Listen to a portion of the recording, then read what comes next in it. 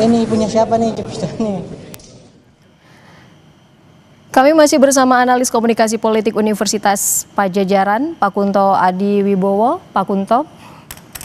Halo. Ya, Presiden Prabowo Subianto baru saja melantik ada Jamari Caniago menjadi Menko Polkam, Erick Thohir Menpora, lalu ada Angga Raka Prabowo Kepala Badan Komunikasi Pemerintah, Afrian Syanur Wamenaker, Rohmat Marzuki Wamenhut, dan menurut Anda, Pak Kunto, dari perombakan yang dilakukan Presiden Prabowo terhadap Kabinet Merah Putih hari ini, kira-kira menurut Anda apa yang ingin diharapkan oleh pemimpin negeri ini?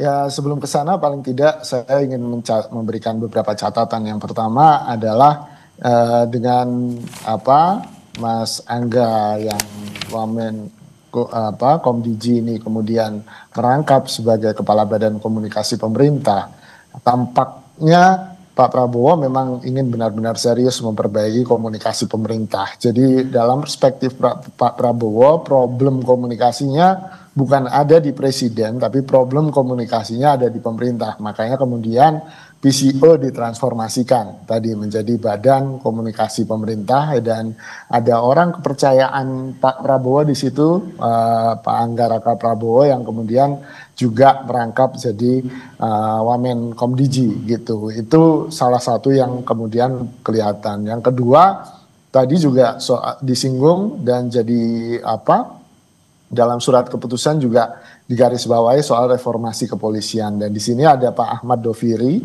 yang menjadi penasehat Presiden bidang Kamtidmas dan reformasi kepolisian.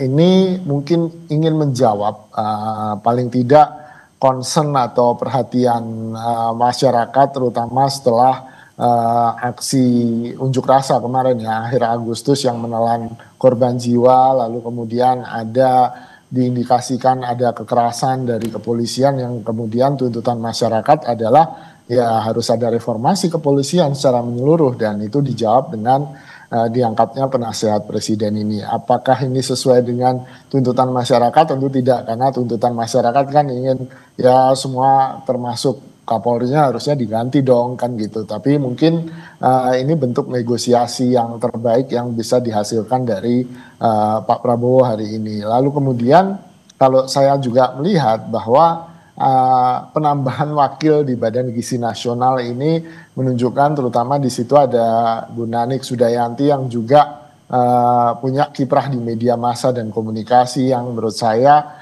Pak Prabowo merasa bahwa BGN ini juga perlu nih diperbaiki komunikasinya, karena berita yang muncul dari BGN selalu berita keracunan, berita buruk, makanan basi dan segala macam, sehingga tampaknya Pak Prabowo ingin citra dari BGN yang menjadi tulang punggung program unggulan Pak Prabowo ini harus bagus citranya dan diperbaiki untuk ke depan. Paling tidak saya melihat itu Mbak, apa yang diinginkan oleh Pak Prabowo, dan tentu saja Menko Polkam di sini kan orang kepercayaannya Pak Prabowo ya, sehingga Pak Prabowo nggak mau kecolongan lagi sampai ada demonstrasi besar-besaran yang hampir membuat lumpuh. Nah ini yang kemudian menjadi concern dari Pak Prabowo juga. Sedangkan untuk Wamenaker, Afrian Syanur, beliau sudah pernah di kabinet tapi kemudian diganti, lalu dia juga berpindah partai dari PBB ke Demokrat dan akhirnya mendapatkan jatah Wamenaker ini yang menggantikan Bang Noel Ebenezer gitu. Jadi paling tidak saya melihat itu, tapi sebelum itu ya dengan digantinya tadi soal Menteri BUMN dengan digantinya Erick Thohir, saya melihat ada potensi reshuffle jilid berikutnya mungkin gitu kan. Tadi Pak Prastyo Hadi juga Pak Prastyo juga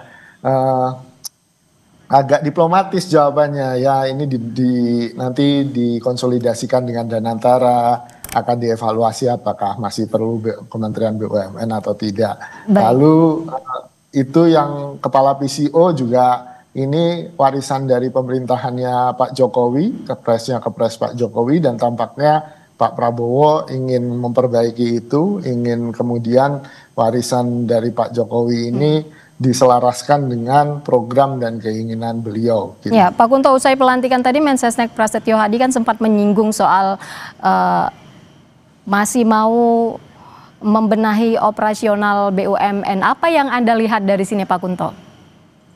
Ya, saya melihatnya bagaimana Danantara dan BUMN ini jangan sampai jadi matahari kembar gitu kan. Nah, pembagian tugas, fungsi, dan kemudian pembagian wewenang jangan sampai tanggung jawabnya regulatornya ada di BUMN, tapi wewenangnya lebih banyak di Danantara. Ini kan jadi nggak imbang gitu Mbak antara wewenang dan tanggung jawab. Dan menurut saya memang harus dikonsolidasikan, makanya perlu ada semacam yang saya pikirkan mungkin wamen yang juga terlibat di BUMN yang juga terlibat di Danantara akan sementara memimpin day-to-day operasional Kementerian BUMN dalam rangka penyelarasan ini gitu.